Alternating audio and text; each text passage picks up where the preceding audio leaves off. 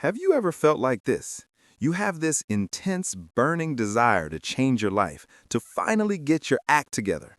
But no matter how hard you try, you always end up failing.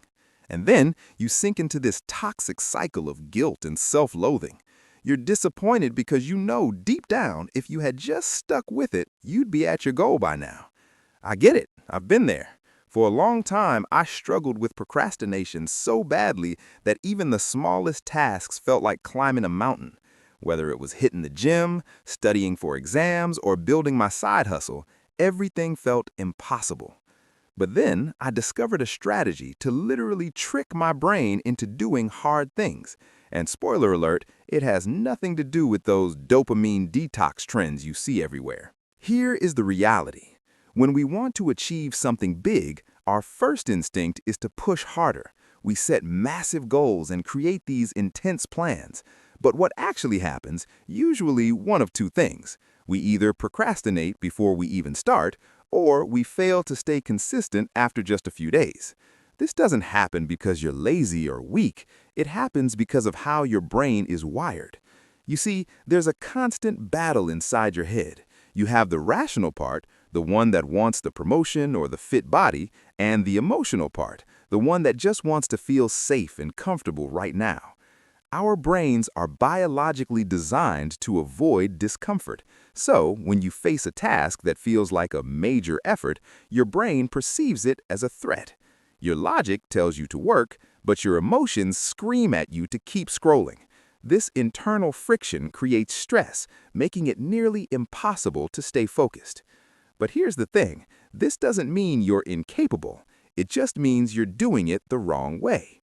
Your brain isn't built for drastic, overnight changes. When you push too hard, too fast, you overwhelm the system. To do hard things, you have to learn how to bypass that emotional alarm bell. So, how do you actually trick your brain? The secret is to start with the easiest version possible. I'm talking about something so ridiculously easy that it feels impossible to fail at. Think about it. By starting small, we avoid triggering that threat response in our emotional brain. We bypass fear, we bypass self-doubt, and most importantly, we just start moving. Once you are in motion, that's when the magic happens. But here is where most people get it wrong. They ignore where they're actually starting from. Before you can reach your destination, you have to acknowledge your current level. If you want to study for 2 hours, but you currently can't focus for 10 minutes, you're trying to play a game at the final level with level 1 stats. Of course you're going to lose. Every time you try and fail, it's just a sign that you are at the wrong level. If you want to win the final boss, you have to win the previous stages first. If you skip the steps, you'll only end up repeating them over and over again. When you start setting these tiny challenges and actually beating them, something incredible happens in your brain. It's called the winner effect. In biology, the winner effect means that each small victory boosts your confidence and motivation. Each win reinforces your behavior, making it physically and mentally easier to keep going. But be careful, the opposite is also true. The more we fail, the more we train ourselves to keep failing. That is why you should only increase the difficulty once you have consistently hit your current goal. Think of discipline, focus, and willpower like muscles. You wouldn't walk into a gym for the first time and try to bench press 300 pounds, right? You'd be prepared to start with light weights, and you wouldn't feel embarrassed about it because you know strength must be built gradually. Yet, when it comes to mental skills, we expect ourselves to tackle giant challenges from day one. We forget that our mental muscles need the exact same gradual training. If you keep failing, stop pressuring yourself.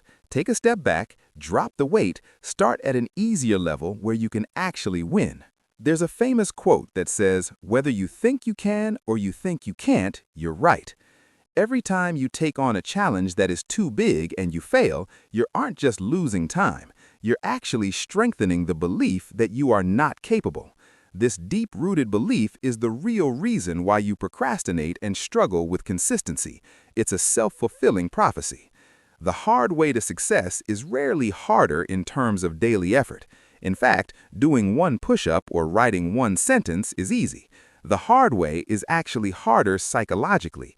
It requires you to think long-term, to kill your ego, and to trust that these tiny, almost invisible actions will eventually lead to massive results.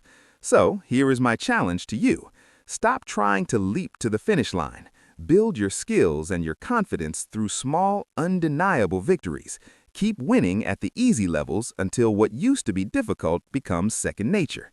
You don't need more motivation. You just need a lower bar to get started. Build the muscle, win the day, and the rest will follow.